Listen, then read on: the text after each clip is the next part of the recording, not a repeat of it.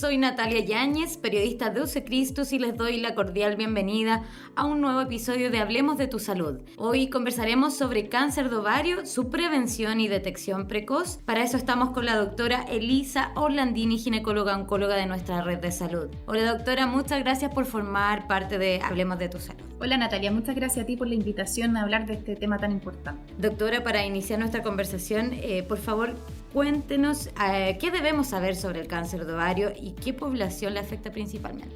Bueno, el cáncer de ovario es una enfermedad que tiene mal pronóstico, es una enfermedad que es muy letal y por ende es muy importante hablar de este tema.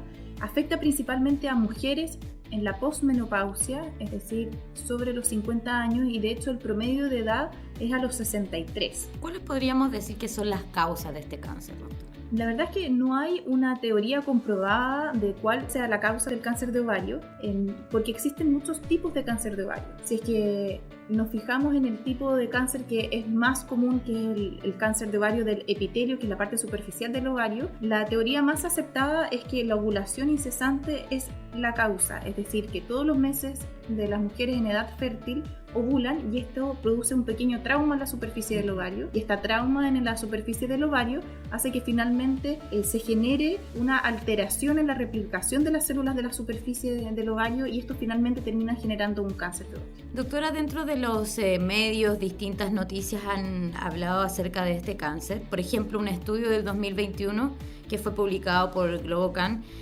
indica que entre el 1,5 y 2% de la población mundial padece de este cáncer y que la falta de síntomas es lo que genera que su detección sea tardía, como consecuencia también que se identifique en un estado mucho más avanzado. ¿Qué opinas sobre esto y cuál también es la prevalencia de esta enfermedad en los últimos años en Chile? Bueno, efectivamente, como tú dices, el cáncer de ovario tiene un muy mal pronóstico, principalmente porque su detección es tardía, porque sus síntomas son muy inespecíficos. Es decir, las pacientes consultan tardíamente y es por esto que el 70% de las mujeres que consultan con cáncer de ovario ya tienen la enfermedad diseminada fuera del ovario y está en el fondo esparcido por el resto del abdomen. En Chile, en el fondo Globocan es una entidad que hace estudios respecto a la incidencia y la mortalidad de los distintos cánceres a nivel mundial. En Chile sabemos que la incidencia, es decir, los casos nuevos diagnosticados de cáncer de ovario rondan los 550 casos anuales y la mortalidad bruta es de alrededor de unos 480 muertes al año. Y un poco si comparamos estos números, te das cuenta que la cantidad de mujeres que mueren por cáncer de ovario comparado a la nivel de mujeres que se les diagnostica el cáncer de ovario es muy parecido. Y es un poco da cuenta de lo mismo, que la letalidad, en el fondo, de la cantidad de mujeres que mueren con diagnóstico de cáncer de ovario es muy alta. Doctora, y con respecto a los últimos años que hemos vivido el tema de la pandemia, ¿cierto? ¿Cómo se han visto los números en términos a que antes no podíamos salir mucho por tema de la movilidad en relación a lo que nos dice el Ministerio de Salud, ¿cierto? Hoy día ya la gente puede salir más. ¿Cómo se ha visto ese cambio?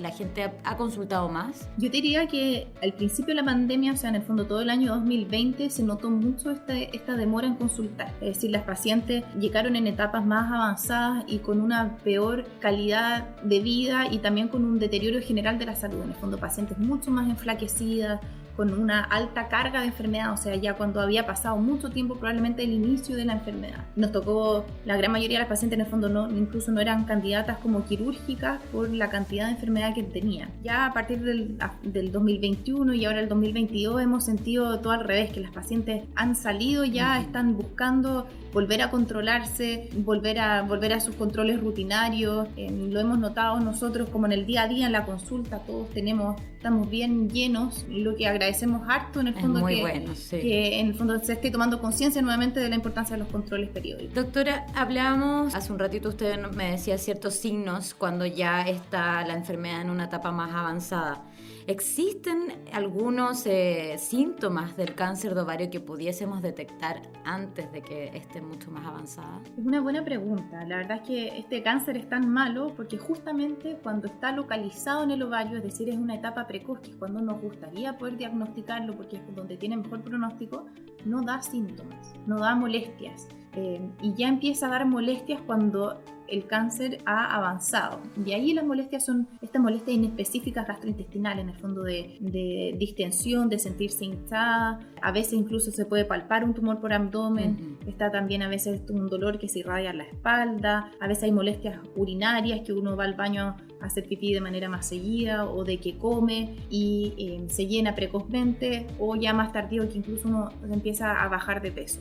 Así que nada, no es un buen escenario. En el fondo, cuando uno ya consulta con esos síntomas, la verdad es que la mayoría de las veces la etapa ya es tardía. Y en ese caso, si es que no hay signos, entonces la primera etapa lo importante es asistir al médico periódicamente, ¿no? Exactamente. Doctora, ¿existe alguna prueba de detección para diagnosticar esta enfermedad? Es una pregunta que aún no hemos podido resolver. Como doctores, en el fondo, nos encantaría poder encontrar alguna estrategia que nos permita hacer un diagnóstico precoz del cáncer de ovario, pero la verdad es que de esto se han hecho varios estudios multicéntricos en países a lo largo de todo el planeta, y la verdad es que para mujeres con riesgo promedio de desarrollar cáncer de ovario, es decir, en mujeres que no tienen antecedentes familiares de tener cáncer de ovario, no ha habido ninguna estrategia que permita disminuir la mortalidad por cáncer de ovario.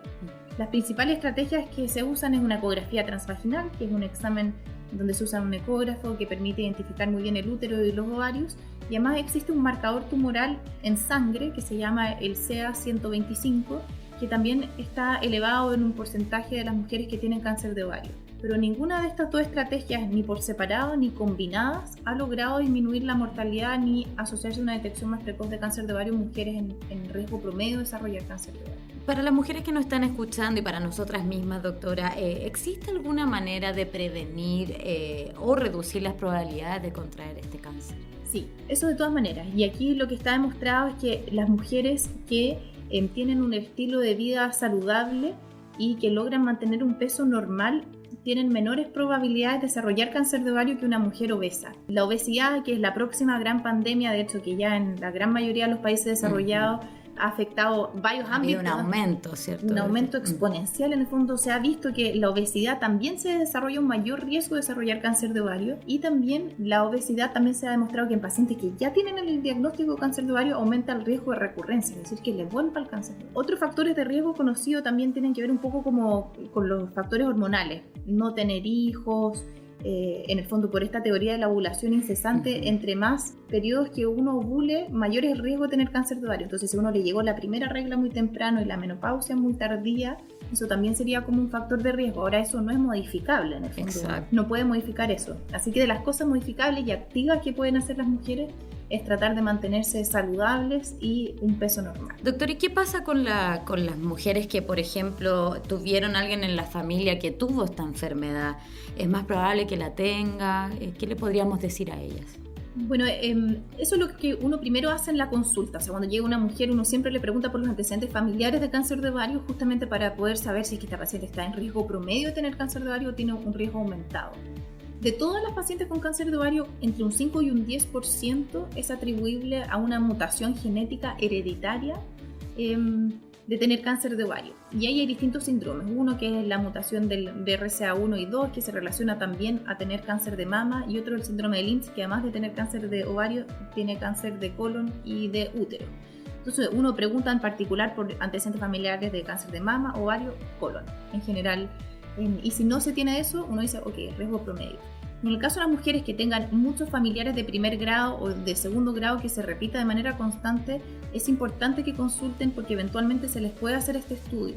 Y si portan esta mutación, es importante no solo para ellas, porque ellas sí requieren un tipo como de estrategia distinta a la de una mujer promedio, donde sí hay que hacerle más exámenes, sino que también afecta a todo su entorno. Entonces, todas las mujeres de su familia también deberían hacerse el estudio para ver si son portadoras de esa mutación. Perfecto.